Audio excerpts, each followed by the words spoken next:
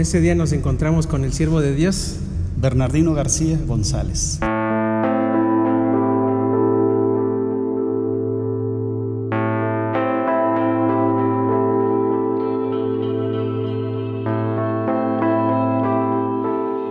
Bueno, hoy tengo el privilegio, Dios le pague, hermano, de contar con la asistencia del hermano Bernardino, y me gustaría que comenzara presentándose, su nombre completo, su edad, de dónde es originario usted, a qué edad se bautizó y cuál fue la primera iglesia donde usted estuvo, hermano.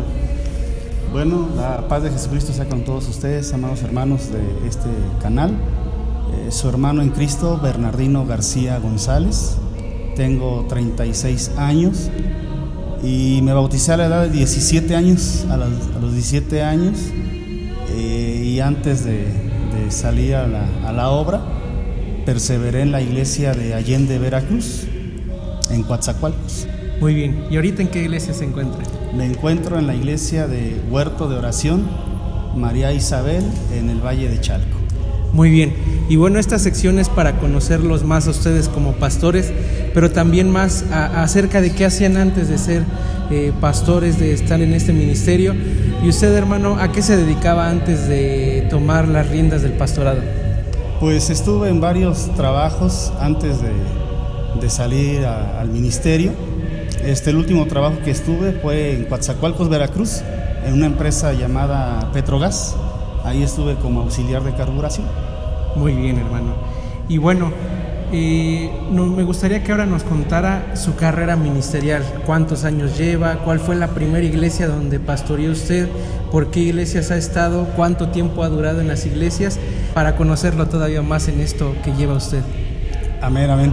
Bueno, pues la primera iglesia fue Nuevo Atoyac, Veracruz. Fue la primera congregación. Ahí estuve un año. La segunda congregación fue Iztagapa, Veracruz. Iztagapa, porque está Iztacapa y muchas veces se confunde Iztacapa con Iztagapa. Iztagapa es cerca de Acayuca, en Veracruz. Ahí estuve un año.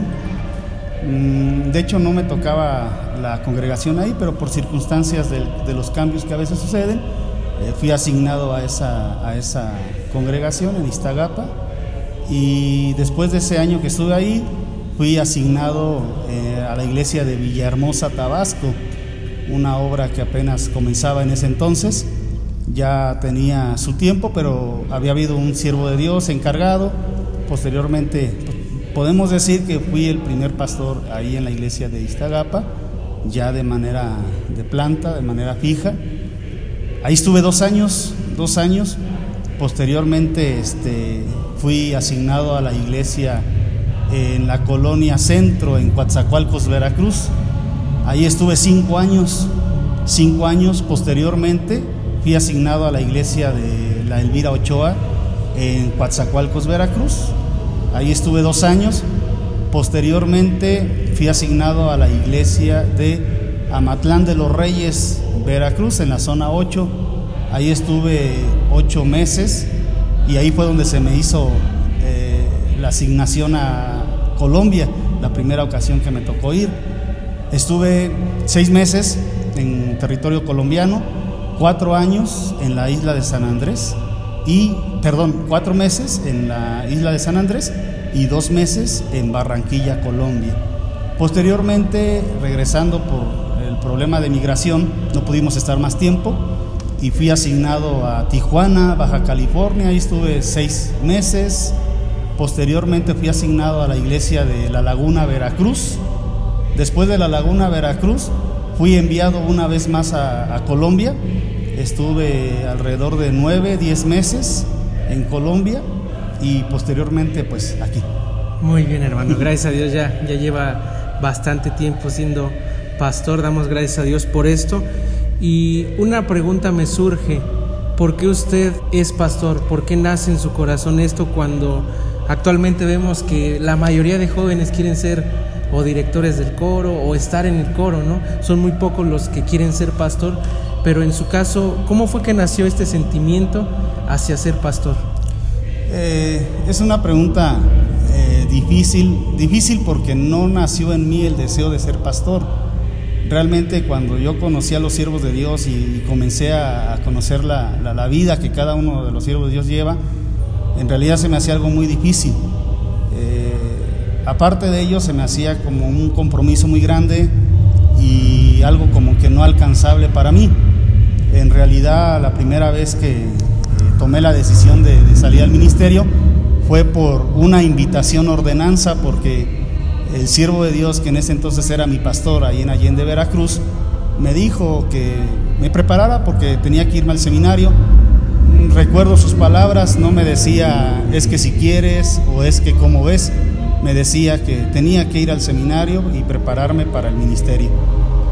Después de unas negativas, el Señor movió muchas cosas, y recuerdo que el siervo de Dios en una ocasión me leía un texto, el texto de Deuteronomio 34, 32, donde decía como el águila remueve su nidada, y me decía: el Señor está removiendo tu nidada y es necesario que le sirvas. Bueno, después de esa forma en la que el Señor puso las circunstancias, sentí en mi corazón el obedecer, y pues aquí estoy. Muy bien. Si me preguntas si yo deseo estar aquí, la respuesta es no, pero hoy ya no quiero dejar. Amén, gracias a Dios. Y bueno, un consejo a través de lo que ha vivido usted, de la obediencia, que le dé a los jóvenes, porque hay jóvenes que yo he escuchado que quieren ser pastores, pero como dice usted, a veces se ve una responsabilidad muy grande que pues da miedo, sí, ¿no? Tomarla, sí. Dejar todo, irse con su familia a un lugar donde no conoce, no saber si la iglesia es grande y muchas cosas, ¿no? Pero algo que usted les quiera decir a esos jóvenes que tienen este deseo.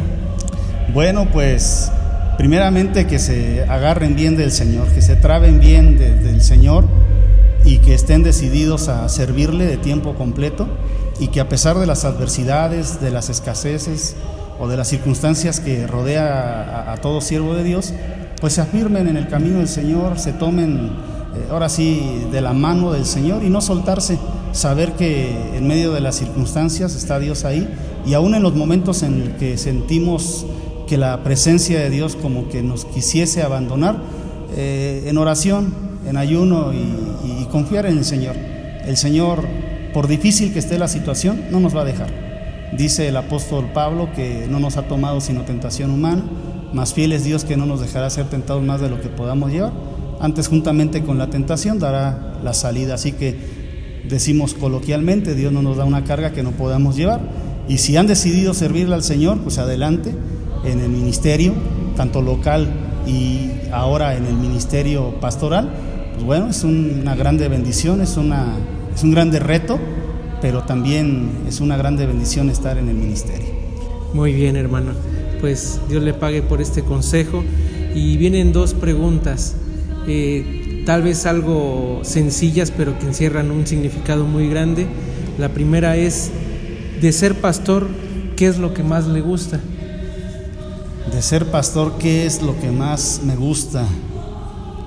Hay muchas cosas que se pueden enumerar, y si pusiésemos el número uno, es cuando una persona a través del ministerio que el Señor da a cada siervo, creo que todos los siervos de Dios pueden compartir este pensamiento, es cuando las personas se arrepienten, cuando una persona viene del mundo. Normalmente el crecimiento de la iglesia es a través de la propia familia, pero cuando viene alguien de afuera que no tiene ningún familiar, que viene de manera sola y se convierte, yo creo que ese es uno de los grandes gozos, de las grandes satisfacciones que se sienten. De ahí muchas otras más, pero creo que cuando un pecador se arrepiente y viene, es uno de los más grandes gozos. Muy bien.